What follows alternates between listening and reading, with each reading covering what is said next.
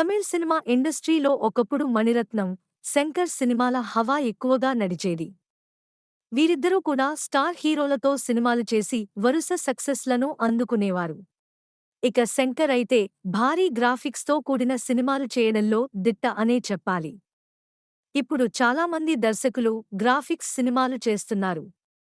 కానీ శంకర్ ఒక 20 సంవత్సరాల క్రితమే గ్రాఫిక్స్తో కూడిన సినిమాలను చేసి అద్భుతమైన రెస్పాన్స్ని కూడా అందుకున్నాడు.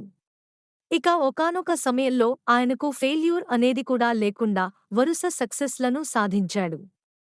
ఇక ఇదిలా ఉంటే శంకర్ ప్రస్తుతం కొంచెం డల్ అవ్వడానికి, ఆయన సినిమాలు అంత ఎఫెక్ట్‌గా ఉండకపోవడానికి కారణం ఏంటి అంటే, ఆయన కథల విషయంలో చాలా వరకు వెనుకబడిపోతున్నారు. అందువల్లే ఆయన సినిమాలు బాగున్నప్పటికీ కథపరంగా మాత్రం ప్రేక్షకుడిని సాటిస్ఫై చేయడం లేదు. మరి ఇలా ఎందుకు జరుగుతుంది అంటే, రోబో సినిమా వరకు శంకర్ టీంలో సుజాత అనే ఒక రైటర్ ఉండేవాడు.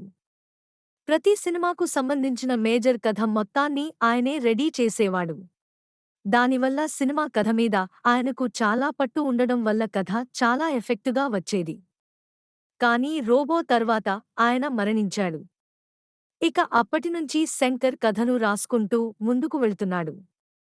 కాబట్టి అప్పటినుంచి వచ్చిన ప్రతి సినిమా కూడా ఫ్లాప్ అవుతూ వస్తున్నాయి. నిజానికి శంకర్ సినిమాల్లో ఆయన లేని లోటు అయితే చాలా స్పష్టంగా తెలుస్తుంది. ఆయన స్టోరీ డిస్కషన్లో ఎంతమంది టీమ్ను కూర్చున్నా కూడా ఆ సినిమాలు అంత ఎఫెక్టివ్గా రావడం లేదు. ఇక ఇదే విషయాన్ని రీసెంట్గా శంకర్ కూడా ప్రస్తావిస్తూ ఆయన లేని లోటు ఉంది. కానీ ఆ లోటును భర్తీ చేయడానికి మరికొంతమంది స్టార్ రైటర్స్ను కూడా టీంలో పెట్టుకున్నట్టుగా చెప్పాడు. ఇక మీదట వచ్చే సినిమాల కథ విషయంలో అయినా ఆయన జాగ్రత్తలు తీసుకుంటారా లేదా అనేది చూడాలి.